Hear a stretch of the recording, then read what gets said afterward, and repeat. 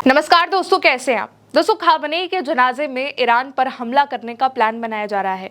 Israel के ओर से एक बयान सामने आया है जिसमें इजराइल के एक मंत्री इस बात का दावा कर रहे हैं कि अब उनके निशाने पर मुश्तबा खामेनेई है, जो इस वक्त ईरान के नए सुप्रीम लीडर हैं, और उनको मारने का प्लान बनाया जा रहा है। दूसरी तरफ डोनाल्ड ट्रंप का फुल स्केल वॉर का जो प्लान है वो अब आउट हो चुका है, जिसको लेकर के जानकारी है वो सामने आ चुकी है, और सऊदी अरेबिया ने अपना एयर स्पेस अमेरिका को देने से इनकार किया। तमाम बड़ी खबरें सामने आ चुकी हैं, एक एक करके सब पर बात करेंगे फटाफट खबरों में। पहली बड़ी खबर देखिए, इजराइल ने ईरान पर हमला करने की धमकी दी। इजरायली रक्षा मंत्री इसराइल काट्ज ने कहा है कि इस्लामी गणराज्य के नए नेता मुश्तबा खामेनेई को मौत के लिए चिन्हित किया गया है। काट्ज ने यह बयान सोमवार 28 जून को पत्रकारों से बातचीत के वक्त दिया।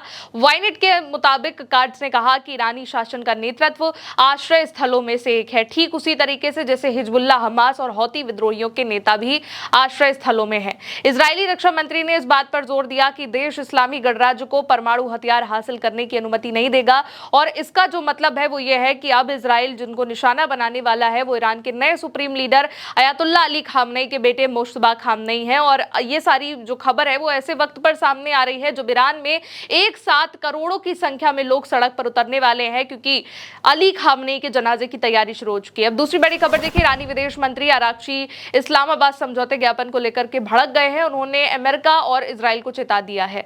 आरागची ने इस्लामी समझौते ज्ञापन की शर्तों को लेकर कहा है कि ये जो समझौता है, एमओयू एग्रीमेंट है, वो बिल्कुल क्लियर है और सबके लिए पब्लिक है। अमेरिकी राष्ट्रपति ने तेल अवीव में अपने चहीतों पर लगाम कसने का संकल्प लिया है, और अगर वो अपने आका की अवहेलना करते हैं तो ईरान उनको सबक सिखाएगा। हमारे लोगों और नेतृत्व के खिलाफ किसी भी खतरे का तत्काल और कड़ा जवाब दिया जाएगा।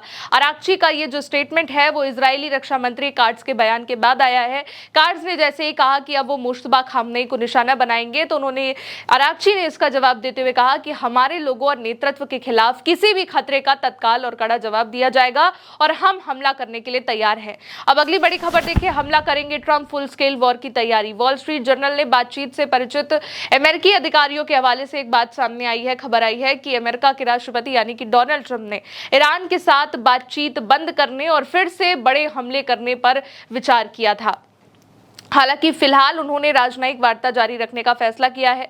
अधिकारियों ने बताया कि ट्रंप ने हाल के दिनों में युद्ध सचिव पीट हेग्सेथ और ज्वाइंट चीफ्स ऑफ स्टाफ के अध्यक्ष जनरल डैन केन के साथ ईरान पर और हमले करने के बारे में बातचीत करी। कुछ अधिकारियों ने इस ऑप्शन को काम पूरा करना बताया, और अधिकारियों ने कहा कि ट्रंप ने अभी तक कोई आखिरी फैसला नहीं लिया है, लेकिन उन्होंने अपने सहयोगियों से कहा है कि उनका मानना है कि व्यापक हमलों का एक और दौर कूटनीति को पटरी से उतार सकता है और आखिर में ईरान के परमाणु कार्यक्रम को खत्म करने के लिए वाशिंगटन के अफसरों को कमजोर कर सकता है।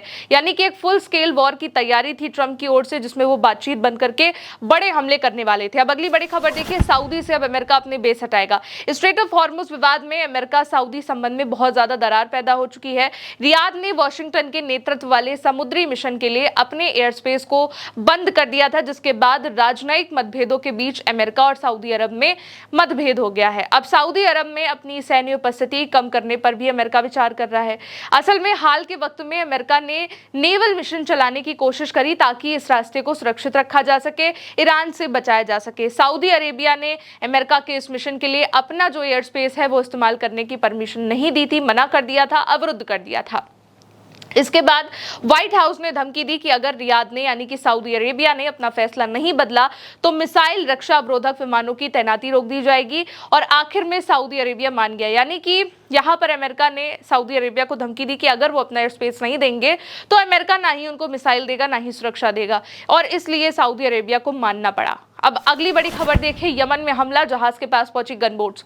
ब्रिटेन समुद्री व्यापार संचालन यूकेएमटीयू की रिपोर्ट के अकॉर्डिंग लगभग 2 घंटे पहले यमन के बलहाव से लगभग 76 समुद्री मील दक्षिण में कई छोटी नावों ने एक जहाज के पास आकर के उसको घेर लिया, और इन नावों में कई लोग सवार थे और उनके पास छोटे हथियार थे। कुछ देर पहले यूकेएमटीयू ने रिपोर्ट किया कि बलवाहक से लगभग 85 समुद्री मील दक्षिण में एक जहाज के पास छोटे मानव रहित हवाई वाहन यूएवी आए। यूएवी ड्रोन्स और यूएवी बाद में जहाज से दूर चले गए, लेकिन आसपास के इलाके में ही मौजूद रहे, यानी कि उसी के एरिया में रहे।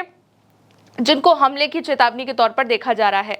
अब अगली बड़ी खबर देखिए, ईरान ने अमेरिका और इजराइल को चिताया, कहा पीछे नहीं हटेंगे। ईरान संसद के अध्यक्ष और मुख्य वार्ताकार गालिबाफ ने स्ट्रेट ऑफ हॉर्मुज में निर्बाध आवागमन केवल 60 दिनों के लिए होगा, यह कह दिया है। कहा कि ईरान किसी भी परिस्थिति में स्ट्रेट ऑफ हॉर्मुज में अपने अधिकारों को नहीं छोड़ सकता है। ईरान अमेरिका समझौते के ज्ञापन में इस बात को कहा भी गया है कि स्ट्रेट ऑफ हॉर्मुज निर्बाध आवागमन यानी कि टोल फ्री आवागमन केवल 60 डेज के लिए ही रहेगा और यह क्षेत्रीय देशों और फारस की खाड़ी के तटीय राज्यों के आग्रह पर शामिल किया गया था, विशेष रूप से उन जहाजों के लिए जो युद्ध शुरू होने पर स्ट्रेट ऑफ हॉर्मुज बंद होने की वजह से उसमें फंस गए थे।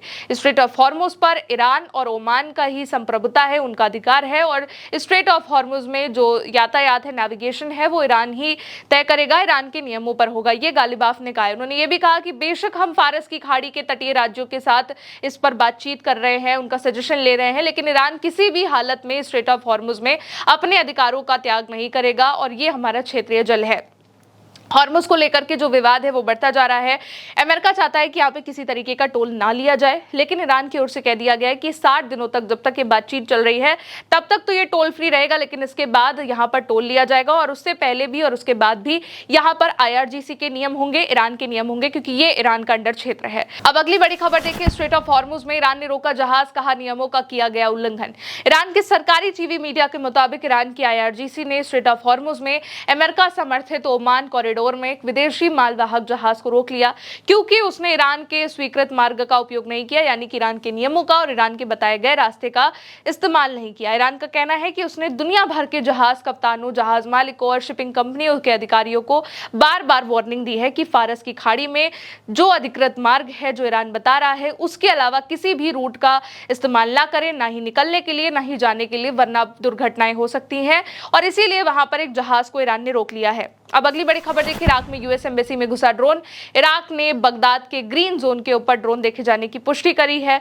सुरक्षा मीडिया प्रमुख सादमान ने बताया कि सुरक्षा बलों ने बगदाद के ग्रीन जोन के ठीक ऊपर एक ड्रोन का पता लगाया है और उसकी पहचान करी है। ये जो बात है वो एक ऐसे वक्त पर आई है जब कुछ वक्त पहले ही यूएस की एम्बेसी में रेड भी पड़ गई थी और इराक के जो लोग हैं वो टैंक लेकर के, युद्ध टैंक जो होते हैं, उसको लेकर के घुस गए थे और अब उसके आसपास ड्रोन भी देखे जा रहे हैं। अब अगली बड़ी खबर देखिए, इजराइल ने अमेरिकियों को किया गिरफ्तार, ईरान तक पहुंचाई थी जानकारी। इजराइल ने एक 20 साल के अमेरिका के नागरिक को ईरान के लिए जासूसी करने के आरोप में अरेस्ट किया है। मीडिया रिपोर्ट्स के अकॉर्डिंग उस पर इजराइल के संवेदनशील ठिकानों की फोटो और वीडियो बनाकर ईरान से जुड़े एक एजेंट को भेजने का आरोप है। टाइम्स ऑफ इजराइल और जेरूसलम पोस्ट और तमाम मीडिया रिपोर्ट्स इस बात को कह रहे हैं कि पुलिस के बयान के हवाले से कि आरोपी हर काम के बदले दसों से लेकर के सैकड़ों डॉलर तक लेता था और रिपोर्ट के अकॉर्डिंग उसे 9 जून को यरूशलेम जिला पुलिस ने अरेस्ट किया है। उसके खिलाफ अभियोजन पक्ष की औपचारिक घोषणा दाखिल कर दी गई है और आने वाले दिनों में उस पर आधिकारिक तौर पर आरोप तय किए जाएंगे। फिलहाल इजराइल में अमेरिका और दूतावास की ओर से इस मामले पर कोई प्रतिक्रिया नहीं आई है। तो अब जो हालात है वो बिगड़ चुके हैं। एक तरफ जहां खामनेई के जनाजे की तैयारी शुरू हो चुकी है, देश भर के अलग अलग लोगों को जो है पहले से ही इसके बारे में पता था और वो ईरान के अंदर जुटने वाले हैं। बताया जा रहा है कि 2 करोड़ से भी ज्यादा की भीड़ पहुंचेगी। इसके अलावा केवल ईरान नहीं, विदेशी जो लोग हैं वो भी पहुंचने वाले हैं। अलग अलग देशों को न्योता भेजा गया और इसी बीच इजराइल इस बात को कह रहा है कि उनका अगला टारगेट मुश्तबा खामनेई है, मतलब कि मुश्तबा खामनेई पर हमले की प्लानिंग चल रही है। दूसरी तरफ ट्रंप का फुल स्केल वॉर का जो प्लान था वो आउट हो चुका है कि कैसे डोनाल्ड ट्रंप बातचीत को रोक करके ईरान पर बड़े हमले के बारे में सोच रहे थे, लेकिन अब अरागची ने इसको लेकर के वार्निंग भी दे दी है कि अगर यह हमला होता है तो ईरान बहुत बड़े पैमाने पर हमला करेगा। फिलहाल अभी के लिए इन 10 बड़ी खबरों में इतना ही। आप देखते रहिए उल्टा चश्मा यूसी। शुक्रिया।